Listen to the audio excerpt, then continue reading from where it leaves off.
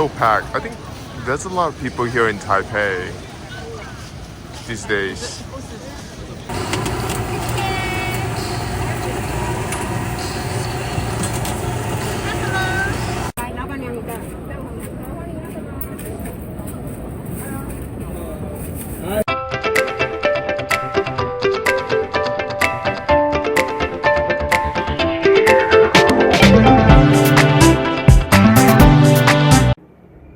Hey, this is Andrew Lim inviting you to go out on a limb. Hello from Taipei. Yes, I'm actually back here in Taipei, and I have a dear friend who's actually visiting me from Tokyo, and she's a fan of Taipei, Taiwan in general, and she loves the night market. So we're gonna go check out the night market. It's actually freezing here today. I mean, like, 15 degrees, but with the humidity, it's a bit cold. It kind of chills to the bone. But anyways, so I'm looking forward to getting something really hot, temperature-wise, from the night market.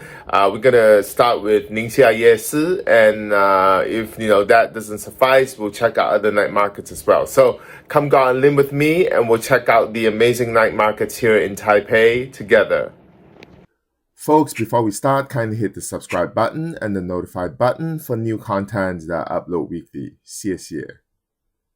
So there are many night markets here in Taipei, and you never run out of visiting any of them, even if you want to do 7 nights a week. So yeah, there are a lot of night markets here. And one of my favorite is actually called Ningxia Yeshi, or Ningxia Night Market. And here it's pretty packed, especially on the weekends and holidays, not just with tourists, but also locals. They actually love to come here because of the variety of food that's being served here, such as fried taro balls or sweet potato balls and papaya milk. Yes, you heard me right, papaya milk. It's actually really tasty. And of course, my favorite is the Taiwanese sausage, and this is actually made with chunks of pork meat, pork fat, and I think some rice wine, if I'm not mistaken. It's actually sweeter than the regular sausage, and the skin is actually really crisp with the way they grill it. So it's actually worth a try when you're here at any Taiwanese night market. So we got our Taiwanese sausage because we were ready to get in line to wait for a couple of vendors that are really popular. And one of them actually sells fried squid. Yes, here we got online and the wait was around 20-25 minutes, and we finally got to the front of the line. And what you can buy here is their famous fried squid, whole squid by the way, either stuffed with cucumbers or without cucumbers, and it's actually seasoned with different salts. So you can actually have your I think it's lemon pepper salt and also the garlic salt that's really tasty. So here you can see that they're working on it. They drench it in I think it's a seasoning and then some flour, and then fry it to perfection. So it was really good. It was worth the wait. And of course, my advice is get some food, get online, and just wait. And have a friend that you can actually chat with and eat while you wait. And before you know it, you'll get to the front of the line. So the fried squid here, like I said, it's really good. You can get it with or without cucumbers, and they actually slice it up for you, and you can eat it with a steak.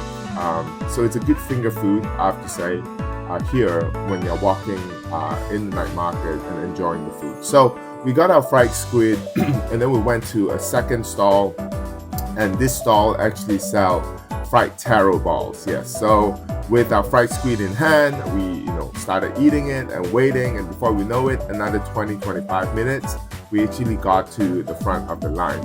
And here they sell fried taro balls stuffed with the egg yolks. Egg yolk is a thing here. Salted egg yolk is a thing here in Asia. I think the trend was started by Malaysians and in about 10-20 years ago, and finally caught on with the rest of Asia. So they love to put egg yolks in everything now.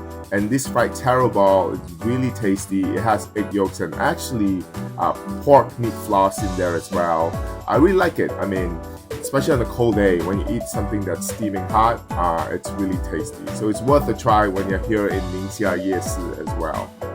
So with 3 snack items in our belly, we naturally wanted something to drink. And one of the fruit juices that you can try here, I mean, there are plenty of fruit juices that you can actually have here in the night market. But one that I would recommend is bitter melon or bitter gourd. Yes, you heard me right.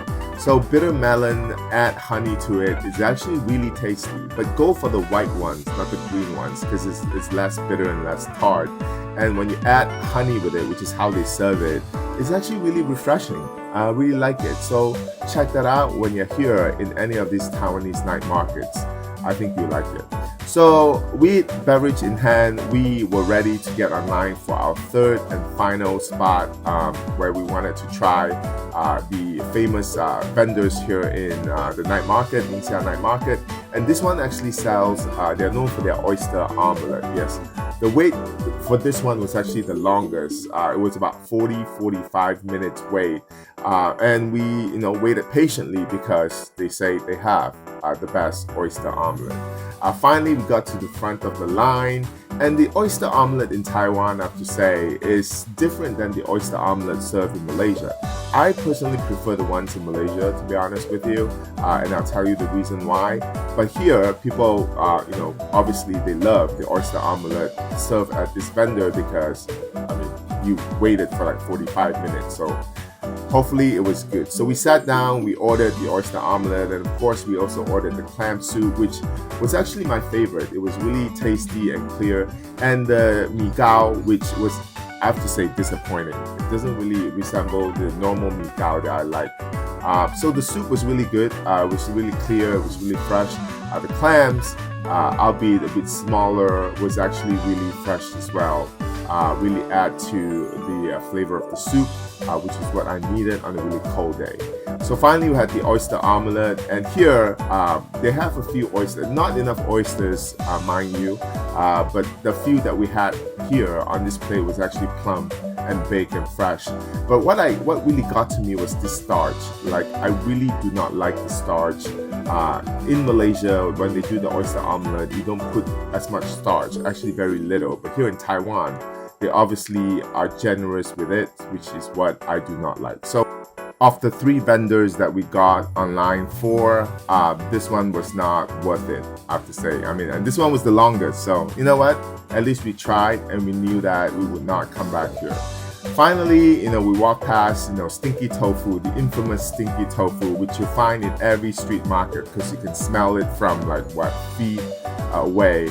And we did not try this. We should have, but we didn't. So if you are adventurous enough, definitely try the stinky tofu, either steam or fry, and you may regret it.